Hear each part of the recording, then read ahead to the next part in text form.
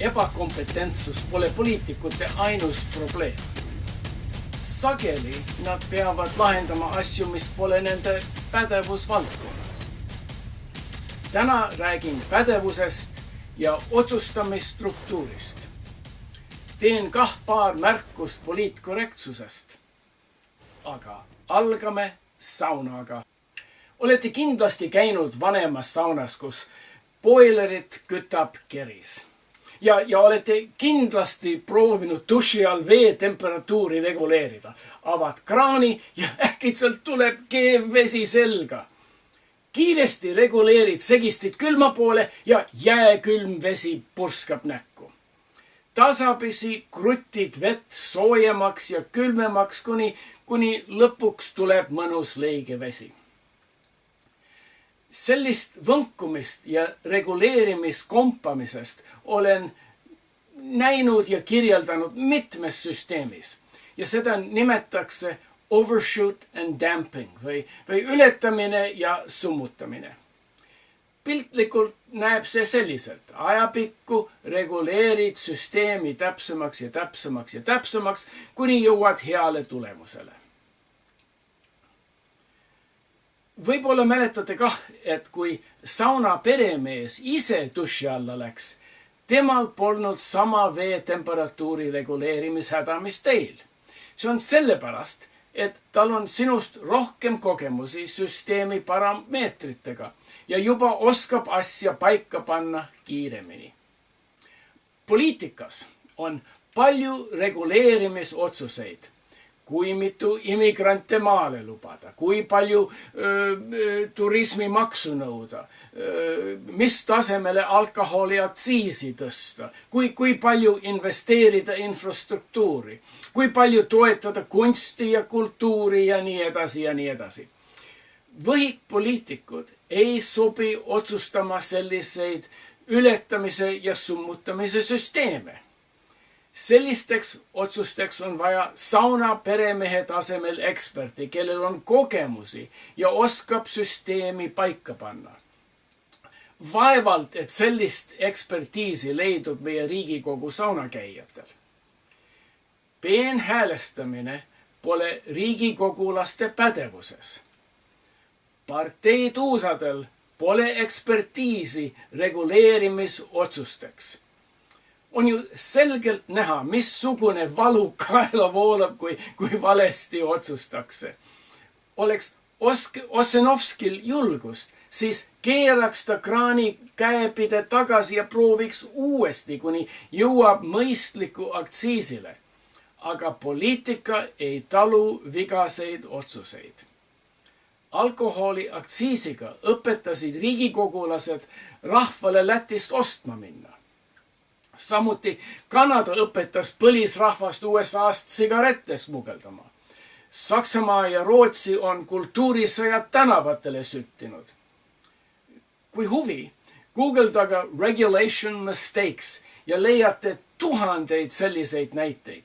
Need on kõik näited olematu peenhäälestamisest.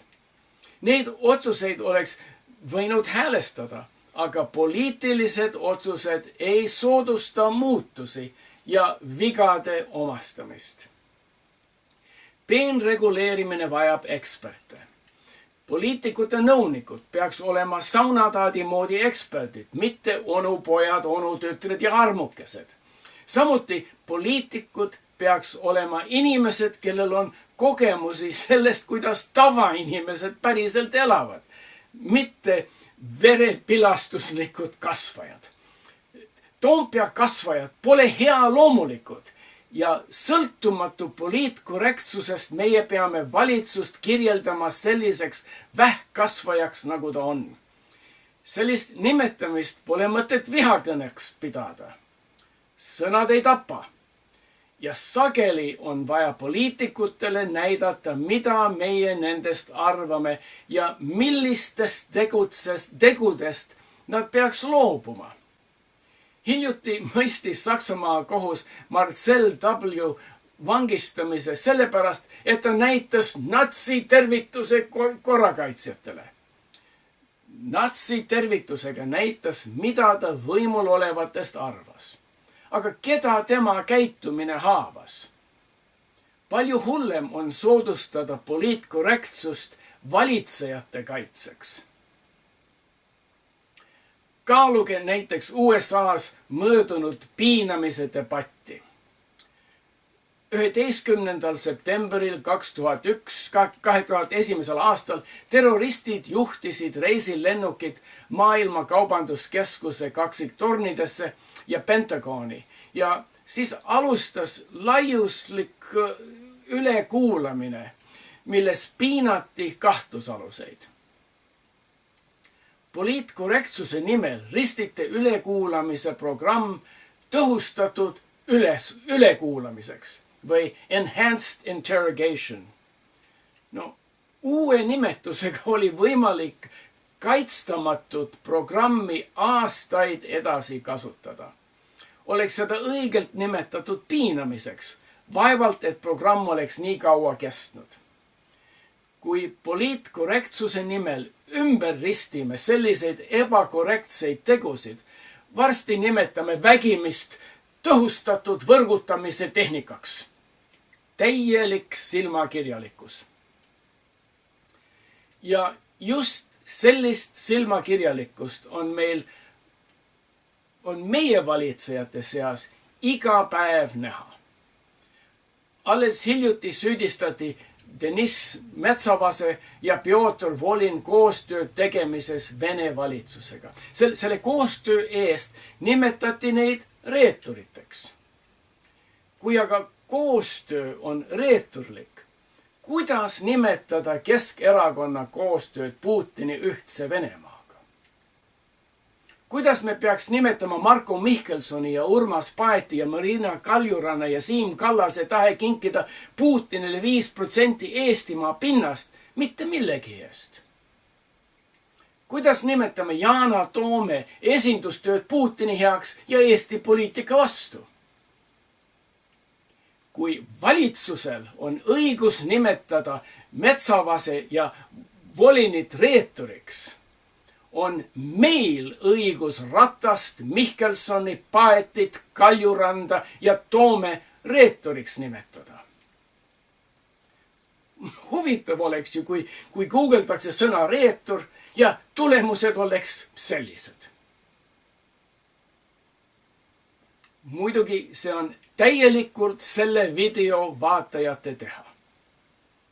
Kui te guugeldate reetur Marko Mihkelson, reetur Urmas Paet, reetur Marina Kaljurand, reetur Siim Kallas, reetur Yana Toom, siis pikapeale Google otsimismootor seob need sõnad ja kõik, kes otsivad reetureid, leiavad meie tuntumaid poliitikud.